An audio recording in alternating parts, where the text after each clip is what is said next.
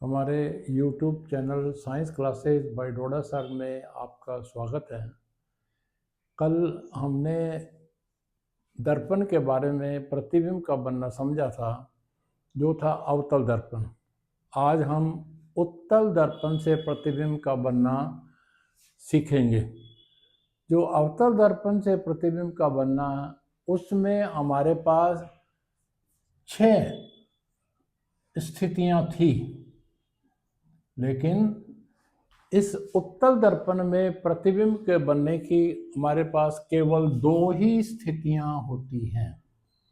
वे स्थितियां कौन सी हैं और इनमें प्रतिबिंब जो है वो किस प्रकार से बनाए जाते हैं। पहली स्थिति है इसमें, जब वस्तु अनंत पर हो। दूसरी स्थिति है इसमें, जब वस्तु मुख्य अक्ष पर किसी भी बिंदु पर स्थित हो। मुख्य अक्ष पर वस्तु किसी भी बिंदु पर स्थित हो। अब वो पेपर में आपको वक्रता केंद्र भी दे सकता है, एफ और सी एफ के बीच में भी दे सकता है, वक्रता केंद्र से परे भी दे सकता है, लेकिन हमारा इस सभी में एक ही पॉइंट आता है, वस्तु मुख्य अक्ष पर कहीं भी स्थित हो तो हमारे प्रतिबिंब जो है वो किस प्रकार से बनेंगे, उसके बारे में हम थोड़ा स्टडी करते हैं। इसके बारे में मान लीजिए वस्तु अनंत पर है, तो हमारा पहला नियम क्या है, वे प्रकाश की किरणें जो मुख्य अक्ष के समानांतर आती हैं। अब देखिए किरणें अनंत से आ रही हैं, ये अनंत से आ रही, तो परावर्तन के पश्चात कहाँ से होकर जाएंगी, मुख्य फोकस से होकर जाएगी या जाती हुई प्रतीत होती है। अब चूंकि उत्तल दर्पण है तो इसका काम है फैलाना, तो ये उसको फैलाएगा, लेकिन ये मुख्य फोकस से होकर जाती हुई प्रतीत होती हैं। इस प्रकार से किरण तो आगे चली जाएगी और इसको पीछे की ओर बढ़ाने पर मुख्य फोकस से होकर जाती है।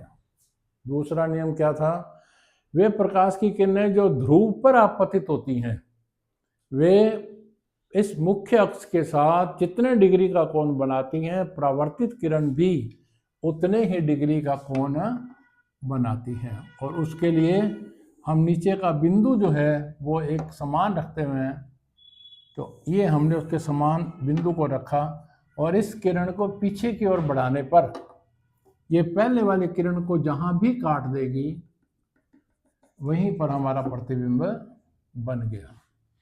अब ये प्रतिबिंब देखें कहाँ बना, दर्पण के पीछे बना।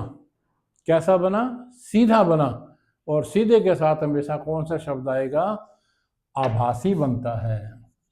और अब इसके आकार को देखें तो सदैव छोटा प्रतिबिंब ही प्राप्त होता है। ये तो हो गया जब वस्तु अनंत पर है तब। अब वस्तु मुख्य अक्ष के किसी भी बिंदु पर है, जैसे कि मैंने कहा वस्तु एफ पर है, वस्तु सी पर है, वस्तु सी से परे है, कहीं भी रख दें हम, तो ये मान लीजिए मैंने वस्तु सी से परे रख दी, ये वस्तु सी से परे रखी गई। तो पहला नियम क्या है हमारा, वे प्रकाश की किरणें जो मुख्य अक्ष के समानांतर चलती हैं, वे परावर्तन के पश्चात कहाँ से होकर जाती हैं, ध्रुव से और मुख्य फोकस से या उसमें से जाती हुई प्रतीत होती हैं। तो अब हमारे को चूंकि ये फैलाने का काम करता है, इसलिए हम इसको पीछे की ओर बढ़ाने पर, अब देखिए इसने फैलाया तो ये मुख्य फोकस से होकर जाती हुई प्रतीत होती है।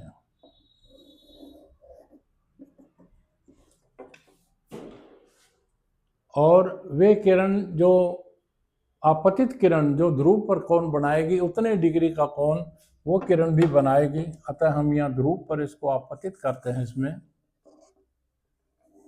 तो ये जितने डिग्री का कोण बना रही है परावर्तित किरण भी उतने ही डिग्री का कोण बनाएगी। इसको पीछे की ओर बढ़ाने पर क्या देखते हैं, हमारे पास प्रतिबिंब कहाँ बना, दर्पण के पीछे बना। और सीधा बना, छोटा बना और आभासी बनता है।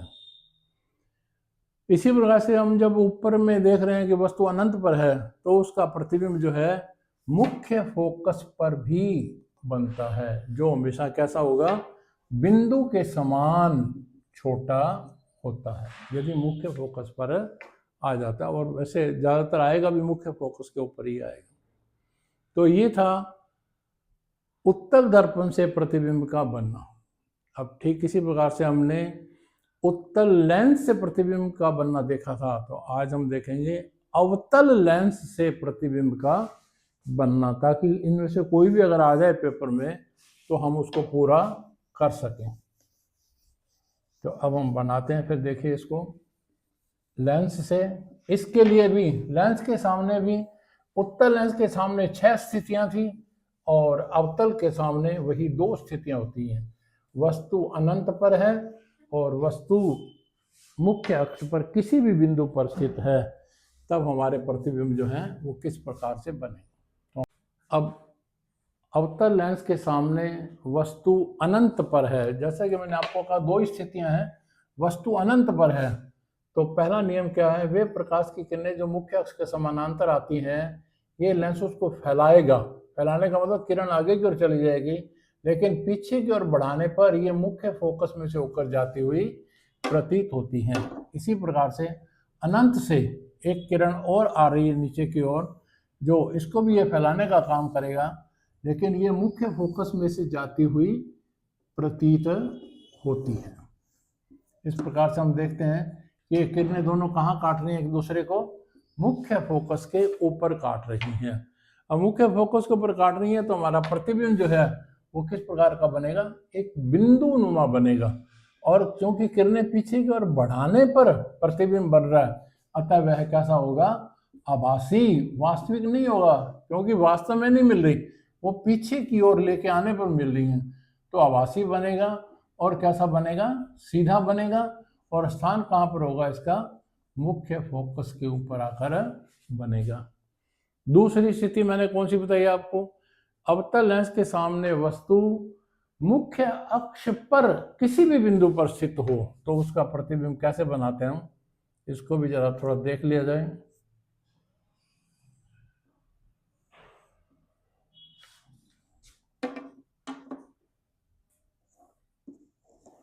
ये आपके सामने वस्तु, अब मैं बनाऊंगा इसको मुख्य अक्ष के ऊपर।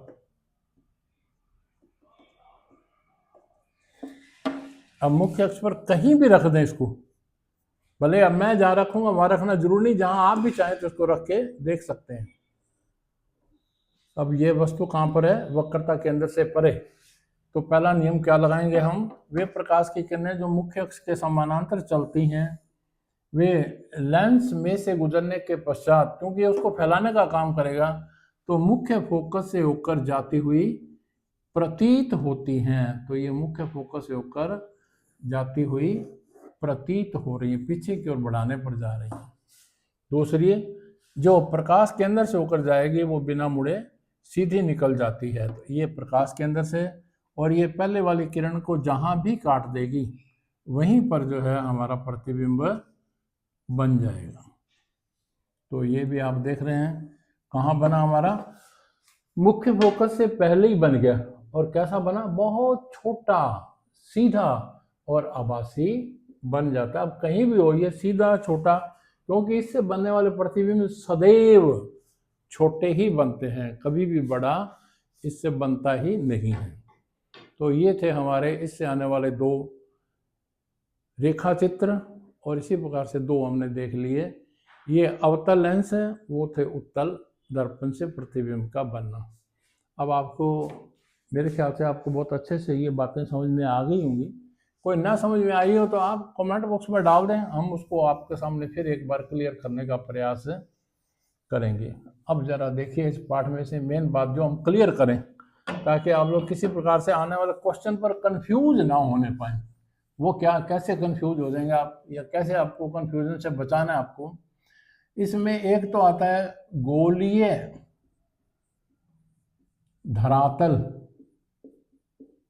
से अपवर्तन। इसके हमने नियम भी किए और कुछ इसके रेखा चित्र भी बनाए। गोलीय धरातल से अपवर्तन के नियम का मतलब होता है दर्पण। दूसरा आता है लेंस से अपवर्तन के नियम। अब लेंस के बारे में तो आप समझ ही गए, क्योंकि इसमें कंफ्यूज हो ही नहीं रहा।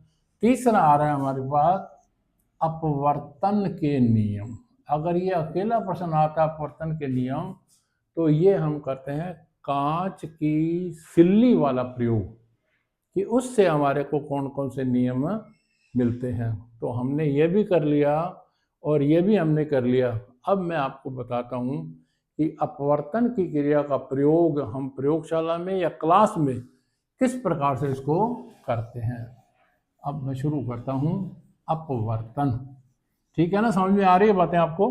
गोलीय धरातल से अपवर्तन, लेंस से अपवर्तन, और अब हम करेंगे ओनली अपवर्तन। तो सबसे पहले हम करेंगे इसकी परिभाषा। इसकी परिभाषा क्या है? जब प्रकाश की किरण एक माध्यम से दूसरे माध्यम में जाती है तो अपनी मूल दिशा से विचलित हो जाती है, मूल दिशा से हट जाती है।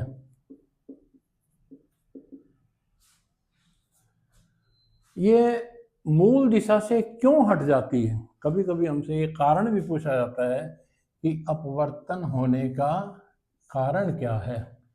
जैसा कि नाम से पता लगता है, मैंने परिभाषा में भी बोला है, जब प्रकाश की किरण एक माध्यम से दूसरे माध्यम में जाती है तो इसका मतलब कारण क्या हो गया? माध्यम में परिवर्तन। माध्यम का परिवर्तन ही उसकी मूल दिशा को परिवर्तन ला देता है, जिसका नाम अपवर्तन हो जाता है। अब इस अपवर्तन के नियम क्या बनेंगे, उसके लिए हम एक प्रयोग को करने का प्रयास करते हैं। वो प्रयोग क्या है जरा देखिए आप लोग इसको। सबसे पहले हम एक मेज के ऊपर या समतल सतह के ऊपर एक सफेद कागज को बिछा लेते हैं। उस सफेद कागज के ऊपर एक कांच की सिल्ली रखते हैं। अब ये जो है, ये हमारे पास कल्पना करें कि क्योंकि सिल्ली बिल्कुल ठीक ऐसे होती है जिसकी लंबाई, चौड़ाई और मोटाई, मैं अगर एक पेपर की बात करूं कागज की, उसकी लंबाई तो है, चौड़ाई तो है, लेकिन मोटाई उसकी पर्याप्त नहीं है, तो वो सिल्ली भी नहीं है। और ये जो आपके सामने है, ये बिल्कुल एक सिल्ली का काम करती है। तो मैंने इसको इसके बीच में रख लिया। इस सिल्ली का परिसर यानी कि बाउंड्री को हम पहले स्केच पेन की सहायता से मार्क कर लेते हैं। अब हमने इसको मार्क कर लिया। अब हम टार्च की सहायता से इसकी एक सतह पर प्रकाश, वो भी कितने कोण पर? न्यून कोण पर। न्यून का मतलब क्या होता है? 90 डिग्री से कम। 90 डिग्री पर क्यों नहीं डालते, इसका भी कारण हम देखेंगे इसमें, क्योंकि कई बार एग्जाम में ये भी क्वेश्चन आता है कि यदि किरण अभिलंब रूप से आए तो क्या होगा। तो हम यहाँ अभी किरण जो है वो न्यून कोण से डालेंगे इसके ऊपर। ये मान लीजिए न्यून कोण से किरण। तो हम इस एक किरण को कैसे अंकित करें, क्योंकि टार्च से आने वाली किरणों की संख्या असंख्य, तो हम इसको कैसे अंकित करेंगे? एक किरण आएगी तो उसके लिए हम लेते हैं एक स्लिट। स्लिट क्या होती है? एक ऐसी लोहे की पत्ती या यूं कह दो एक गत्ता होता है जिसमें सुई की नोक, ओनली सुई, सुई भी पार नहीं होनी चाहिए, केवल सुई की नोक ही निकलती है, उसको हम टार्च के आगे रख देते हैं। तो अब उसमें से एक या दो किरणें आती हैं और हमारे को उसका अंकन करना आसान हो जाता है। अब ये किरण इस कांच की सिल्ली में से जहां से बाहर निकलती है, उस पॉइंट को और उस दिशा को भी अंकित कर लेते हैं। अब हम अपने सारे सामान को हटाते हुए यहाँ पर हम जो है ये रेखांकन किए गए परिसर को स्केल की सहायता से पूरा करने का काम करते हैं। ये मान लीजिए मैं आपके सामने इसको पूर्ण कर रहा हूँ। ये थी कांच की सिल्ली, जिसको अपने ABCD का नाम भी दे सकते हैं क्योंकि आयताकार है।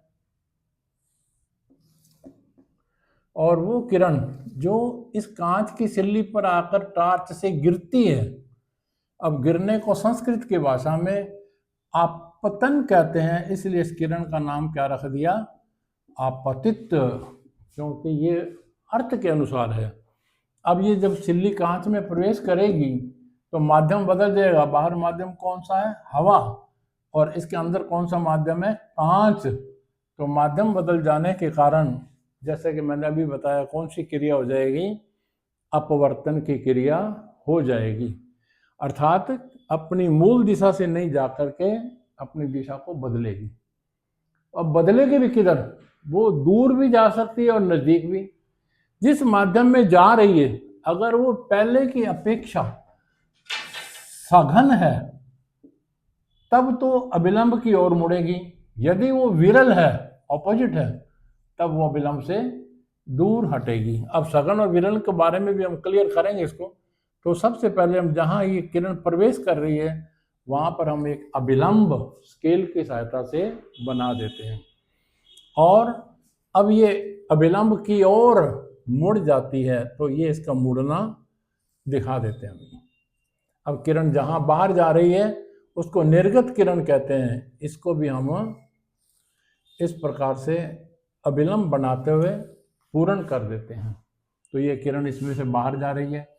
अब इसमें चित्र के अंदर हमने क्या क्या चीजें बना ली हैं उनका नामकरण करेंगे। जैसे पहली किरण का नाम क्या लिखा हमने, आपतित किरण। जिससे ये परिसर बनाया वो क्या था, कांच की सिल्ली। और जो हमने ये स्केल से बनाया जिसको एक लंब कहते हैं, इसका नाम है इसमें अभिलंब। और जो किरण मुड़ जाती है, मुड़ने को क्या कहते हैं, अपवर्तन। तो इस किरण का नाम क्या हो गया, अपवर्तित किरण।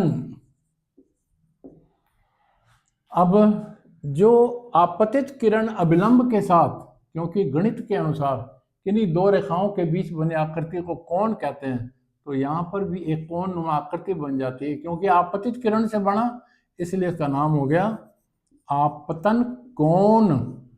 और कोण का निशान होता है स्मॉल एल और इसके बीच में आई। ये इसको इंसिडेंट कोण के बारे में जानते हैं। दूसरा, अपवर्तित किरण भी अविलंब के साथ एक कोण नुमा रचना बना रही है।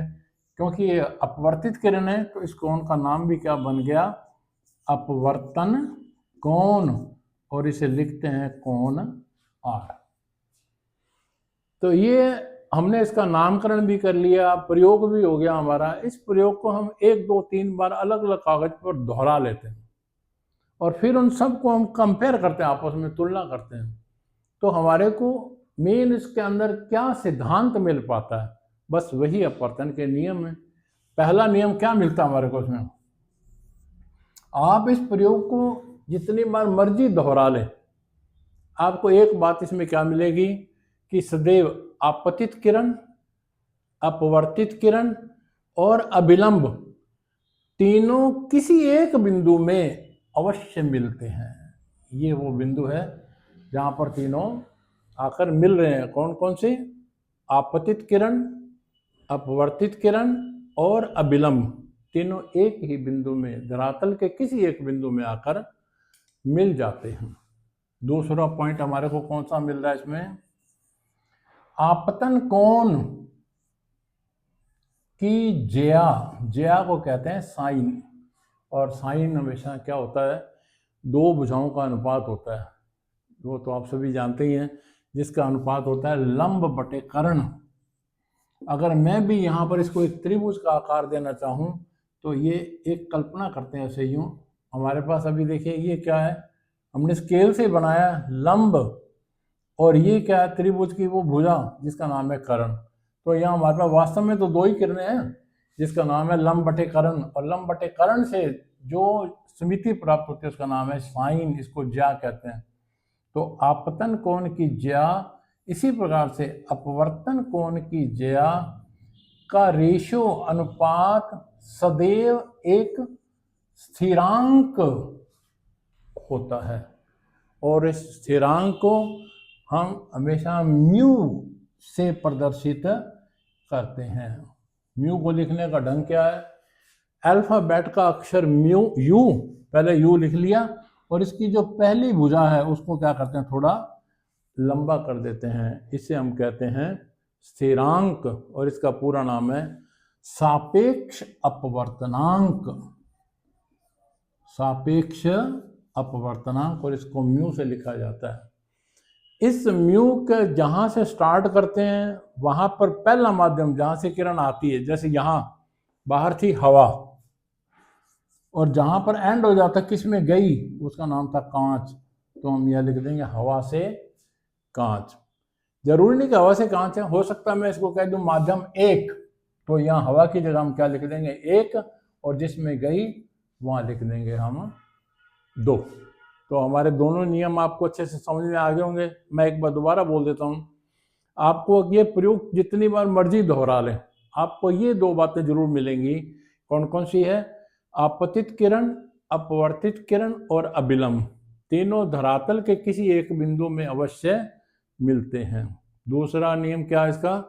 आपतन कोण का साइन ज्या तथा अपवर्तन कोण की ज्या का अनुपात। अनुपात को कई बार कुछ बुक्स में ऐसे भी लिखा जाता है, साइन कोण आई अनुपात साइन कोण आर, कई बार ऐसे भी लिख देते हैं, लेकिन उसका मतलब हमेशा ये होता है कि रेशो के आगे जो लिखा जाता है वो राशि बटा में आ जाती है। ये गणित के अनुसार आप लोग जानते भी होंगे इसको। तो अब हमारे को मिल गया स्थिरांक। हमने आपको इतना ये करवा दिया, लेकिन बोर्ड वाले ने क्या किया, आपसे ये कुछ भी नहीं पूछा, आपसे ये पूछ लिया सापेक्ष अपवर्तनांक किसे कहते हैं। तो फिर मेरे को कुछ भी नहीं करना, सिर्फ दूसरे पॉइंट को दोबारा लिखना है, और वो भी जैसे मैंने कहा एज इट इज ऐसे। सापेक्ष अपवर्तनांक क्या है? तो हम कहेंगे अपवर्तन के प्रयोग में आपतन कोण की ज्या तथा अपवर्तन कोण की ज्या के अनुपात को एक स्थिरांक कहते हैं, और इस स्थिरांक का ही नाम सापेक्ष अपवर्तनांक है, और इसे म्यू से प्रदर्शित किया जाता है। इस सापेक्ष अपवर्तनांक का मान किन किन बातों पर निर्भर कर, हालांकि स्थिरांक, लेकिन इसका मान किन किन बातों पर निर्भर करता है वे भी कई बार एग्जाम में आते हैं। जिसका पहला बिंदु है प्रकाश के रंग पर, दूसरा माध्यम की प्रकृति, प्रकृति का मतलब होता है ठोस द्रव गैस, तीसरा होता है माध्यम का घनत्व। तो ये तीन चीजें हैं जिनकर के ऊपर ये निर्भर करता है। अब हम इसको भी कई बार पूछते हैं आपसे एग्जाम के अंदर भी, किस रंग के लिए अपवर्तनांक का मान सबसे अधिक होता है, किसके लिए सबसे कम पाया जाता है। अब देखिए आपके सामने प्रयोग वही है। अगर मैं इसी आपतन कोण की ज्या का एक मान की कल्पना करें, क्योंकि आपको दिखाई दे रहा है ये बड़ा है ये छोटा है, तो मान लीजिए मैं इस कोण का मान रख देता हूँ, सपोज करो 50 डिग्री, और दूसरे का मान इससे कम ही रखना, मान लीजिए 25, सपोज करें एक बार, तो हमारा सापेक्ष अपवर्तनांक कितना आ गया? 2। इसकी कोई इकाई नहीं होती। इकाई क्यों नहीं होगी इसकी? क्योंकि इसकी भी डिग्री है, इसकी भी डिग्री है, तो डिग्री से डिग्री कैंसल, इसलिए इसका कोई इकाई नहीं बनती, तो सिर्फ केवल 2 आ गया। ये एग्जाम्पल कर रहे हैं हम इसमें। अब हम क्या करते हैं, इसी प्रयोग में मान लीजिए मैं टार्च के आगे बैंगनी रंग का कागज लगा देता हूं, बैंगनी रंग का कागज मैंने लगा दिया, कुछ भी नहीं किया, सिर्फ रंग बदला है प्रकाश का, तो आप क्या देखेंगे, ये तो 50 पर था और 50 पर ही है मान लो, लेकिन इसका मान जो है ना वो बदल जाएगा, जो अभी 25 था वो उसकी जगह 15 हो जाएगा। मैं एक एग्जाम्पल दे रहा हूँ, 15 हो जाए, हो सकता है 20 हो जाए, हो सकता है 18 हो जाए, लेकिन हम एक हल को मान लेते हैं कि मान लीजिए अब ये 15 हो गया, तो अगर हम इसको हल करेंगे 50/15 को, तो ये 3 पॉइंट समथिंग आ गया, यानी कि अपवर्तनांक का मान पहले की अपेक्षा ज्यादा हो गया। तो हम ये कह सकते हैं कि बैंगनी रंग के लिए अपवर्तनांक का मान अधिक होता है। इसी प्रकार से यदि मैं इसको भी हटा दूं, टार्च वही है, हम बदल नहीं रहे इसको, इसके आगे मैं लाल रंग का कागज लगा देता हूं, तो आप देखेंगे कि इस अपवर्तनांक का मान फिर बदल गया, लेकिन इस बार जो है पहले से कम हो गया, पहले ज़्यादा हुआ था अब कम हो जाएगा, यानी कि इस कोण का मान जो है पहले की अपेक्षा कुछ ज़्यादा, 50 से ज़्यादा तो नहीं होगा, लेकिन जैसे 25 था तो 25 से कुछ ज़्यादा हो जाएगा, यानी कि अपवर्तनांक का मान कम हो जाएगा। तो हमारे को मूल क्या मिल गया कि बैंगनी रंग के लिए अपवर्तनांक का मान अधिक होता है और लाल रंग के लिए उसका मान कम हो जाता है। अब बात करते हैं माध्यम की प्रकृति। प्रकृति में हम ठोस, द्रव और गैस को लेते हैं। अभी मान लीजिए मैंने यहाँ पर प्रकाश की किरण को किस से किस में से गुजारा, हवा से कांच में गुजारा। अब मैं इसको हटा करके इसकी जगह मैं एक पानी का गिलास रख देता हूँ। ये मैंने रख दिया पानी का गिलास। तो अब ये किरण कहाँ पर जाएगी? कांच की बजाय किस में से होकर जा रही है? अब ये पानी में से होकर जा रही है। तो क्या कांच और पानी स्वभाव में एक जैसे हैं? नहीं, पानी तरल है, कांच की सिल्ली ठोस थी। तब यहाँ पर आप क्या देखेंगे कि अपवर्तनांक का मान, टार्च वहीं रखी रही है, लेकिन फिर भी आप क्या देखेंगे कि अपवर्तनांक का मान बदल गया। क्यों बदल गया? क्योंकि माध्यम की प्रकृति वो ठोस से किस में बदल गया। अब द्रव में बात कर लेते हैं। मान लीजिए द्रव में यहाँ मैंने पानी लिया, इसको हटा करके मैं इसकी जगह शहद डाल देता हूँ,